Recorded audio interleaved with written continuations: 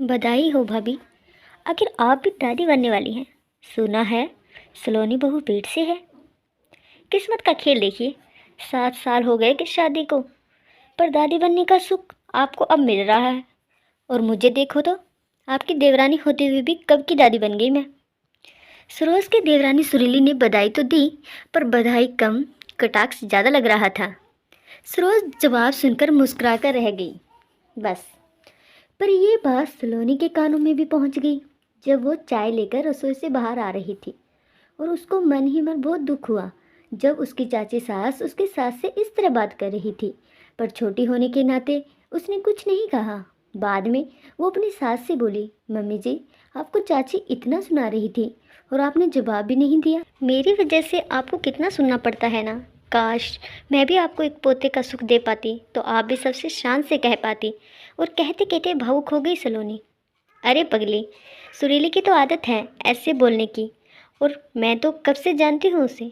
उससे दूसरों की खुशी देखी नहीं जाती, इसीलिए ईर्ष्या के भाव से बोलती है वो। तेरे ससुर जी थे तब भी ये उनके व्यवहार को देखकर हमेशा उखड़ी हुई रहती थी, क्योंकि उनका सबसे मेलजोल था और उनके सारे काम अच्छे से हो जाते थे। वहीं देवर जी का स्वभाव भी सुरीली की तरह ईर्ष्यालु है, तो कम ही लोगों से आना जाना है उनका। और उनके पोता हो गया तो और घमंड हो गया। पर तू चिंता मत कर, मुझे पोते की कोई चाह नहीं है। मुझे बस इसी बात की खुशी है कि तू माँ बनने वाली है, और माँ बनना औरत के लिए सबसे बड़ी बधाई की बात होती है। और दादी बनना उससे भी बड़ी बधाई, चाहे फिर पोता हो या पोती। ये सुनकर सलोनी अपनी सास सरोज के गले लग गई और बोली, आप जैसी सास मिली जरूर मैंने पिछले जन्म में पुण्य किए होंगे। हाँ वो तो है, सरोज जी हंसते हुए बोली।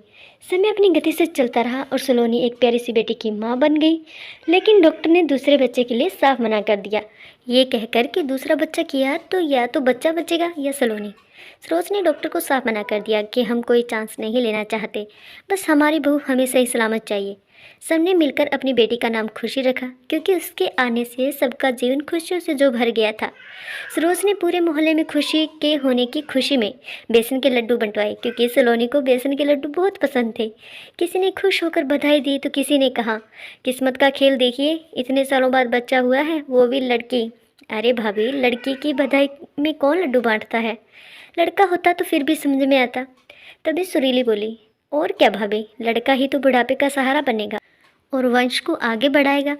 लगता है तुम्हारा वंश तो अब आगे बढ़ेगा ही नहीं। और कहकर हंस दी। ऐसा मत बोलो सुरीली, आजकल लड़की लड़का सब बराबर है। जब वंश लड़के के नाम से चल सकता है तो लड़की के नाम से क्यों नहीं। और क्या शादी होने के बाद लड़की के माता पिता बदल जाते हैं, या फिर अपने माता पिता पर लड़की का कोई अधिकार नहीं होता। एक लड़के की तरह एक लड़की भी बुढ़ापे का सहारा बनती है। और मेरी मानो तो बेटे से ज़्यादा अच्छी सेवा एक बेटी करती है अपने माता पिता की। रही वंश चलाने की बात, उसमें अभी बहुत दिन है। वंश कौन चलाएगा कौन नहीं, ये बाद की बात है। अभी तो संतान को अच्छे संस्कार देकर पाल पोष कर बड़ा करना ज़रूरी काम है। ठीक है, मैं चलती हूँ, मेरे पास बहुत काम है, कहकर सरोज चली गई। पीछे से सुरीली अपनी पड़ोसन से बोली, कभी लड़की को वंश चलाते या माता पिता की सेवा करते देखा है, जो अब भाभी जी नई रीत चलाएंगे।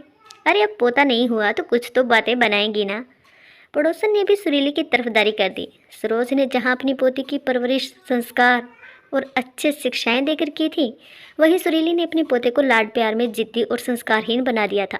समय अपनी गति से चलता रहा और सरोज और सुरीली के पोते पोती भी बच्चे से अब जवान हो चुके थे। कुछ सालों के बाद, सरोज जी आज फिर से लड्डू, क्या बात है, किस खुशी में लड्डू बांटे जा रहे हैं, मिसेस वर्मा ने पूछा। आज खुशी ने यूपीएससी की परीक्षा उत्तीर्ण कर ली है, वो अब कलेक्टर बनने वाली है।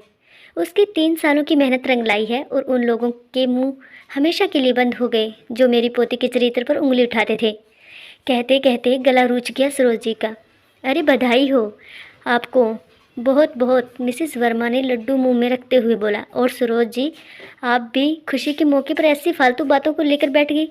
नहीं मिसेस वर्मा, आज भी मुझे याद है जब खुशी 23 साल की उम्र में पढ़ाई पूरी करने के बाद भी अच्छे रिश्ते आने के बावजूद शादी नहीं करना चाहती थी और आगे अपनी सिविल सर्विस की तैयारी की पढ़ाई करना चाहती थी। लोग कह रहे थे जरूर लड़की का कहीं चक्कर चल रहा होगा, तभी तो इतने अच्छे रिश्ते ठुकरा रही है, और पढ़ाई का तो बस बहाना है।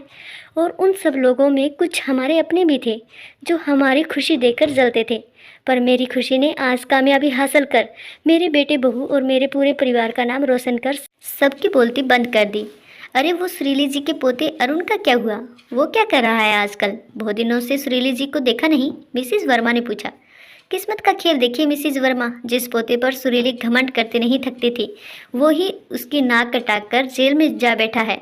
और एक मेरी पोती है जो अपनी उपलब्धियों से मेरे खानदान का नाम रोशन कर रही है। चलिए छोड़िए उनका। आप तो ये बताइए, अब खुशी की शादी की बधाई के लड्डू कब बांट रही हैं? अब तो उसकी नौकरी भी लग गई है, मिसिस वर्मा बोली। बस अब उसकी हाँ का इंतजार है, लड़के तो बहुत नज़र में रख रखे हैं। चलिए मैं चलती हूँ और लोगों को भी लड्डू खिलाने हैं, कहकर सरोज जी आगे बढ़ गई।